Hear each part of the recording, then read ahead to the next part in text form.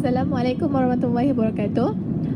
Kami akan membentangkan tajuk pemakaian kaedah al-aslu fil asyai al-ibahah dalam teknologi makanan di Malaysia.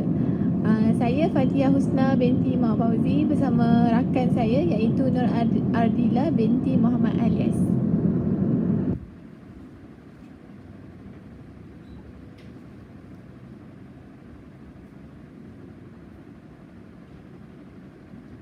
Kami akan beberapa subtajuk. Yang pertama adalah definisi makanan dan teknologi makanan halal di Malaysia. Yang kedua adalah kaedah al-aslu fil asyai al-ibahah. Yang ketiga adalah pemakaian kaedah al-aslu fi asyai al-ibahah dalam teknologi makanan. Dan yang keempat, kami akan memberikan contoh hukum yang berdasarkan al-aslu fil asyai al-ibahah dalam teknologi makanan halal di Malaysia.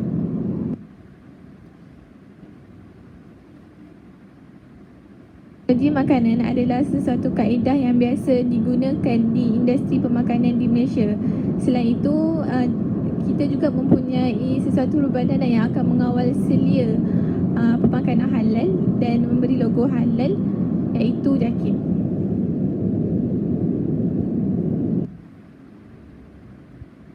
Tujuan teknologi makanan di Malaysia ni, teknologi makanan di Malaysia ni bertujuan untuk mengelak makanan daripada rosak oleh mikroorganisma, iaitu supaya tahan lama.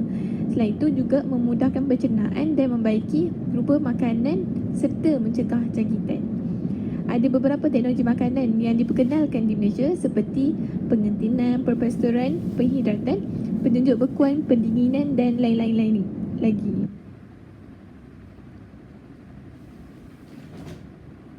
Apa itu makanan?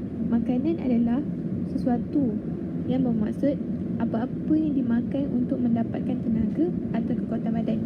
Makna lain, membawa erti merasai sama ada masin, asam, pahit, manis dan sebagainya. Namun, menurut Muhammad bin Yusuf menyatakan bahawa makanan adalah tindakan memamah atau mengunyah sesuatu benda yang bukan dalam bentuk cecair, dan definisi ini cuba untuk membezakan antara konsep makanan dan minum secara umum. Assalamualaikum warahmatullahi wabarakatuh. Saya Nur Ardila binti Muhammad Alias, IIJ 160029. Pembentang yang kedua daripada tajuk pemakaian kaedah al-aslu fil asya' al-ibahah.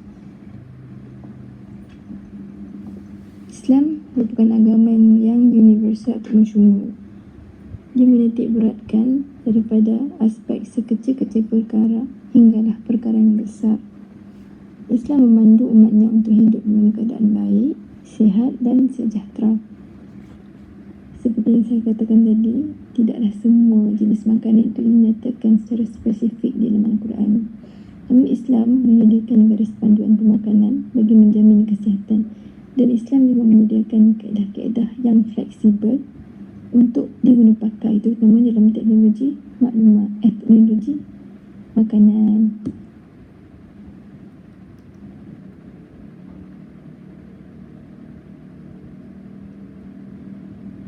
Pemakaian kaedah al-asl fil asya' al-ibahah dalam teknologi makanan di Malaysia. Umum sedia maklum yang Malaysia juga salah satu negara yang pesat membangun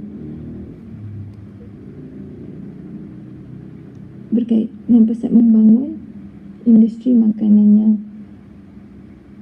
Namun kita perlu maklum yang Malaysia juga amat menitik beratkan status halal sesebuah produk makanan, dan status halal sesebuah produk makanan ini perlu didapatkan daripada JAKIM ataupun Jabatan Agama Islam Negeri.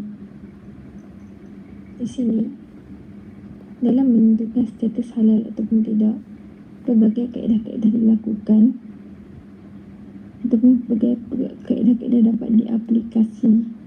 Contohnya salah satunya adalah kaedah al-asl fil asya' al-ibahah. Contohnya yang saya bawa kat sini adalah aditif makanan. Aditif makanan bermaksud bahan yang selamat dimakan yang ditambah secara sengaja ke dalam makanan dalam kuantiti yang sedikit bagi tujuan teknologi tertentu tetapi tidak termasuk vitamin dan mineral. Tujuan aditif ini digunakan dalam teknologi makanan adalah untuk meningkatkan kualiti makanan dari segi warna, tekstur, rasa dan konsistensi. Kalau apa yang dapat kita faham kat sini, aditif makanan ni macam contoh pengawet, bahan pewarna, perasa dan sebagainya yang selalu ada dekat makanan-makanan, produk-produk zaman kini lah.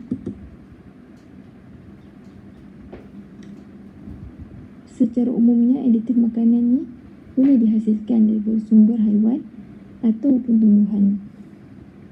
Bagi aditif makanan yang dihasilkan dari tumbuh-tumbuhan tidak menjadi isu sekiranya tumbuhan itu tidak mendatangkan mudarat kepada pengguna.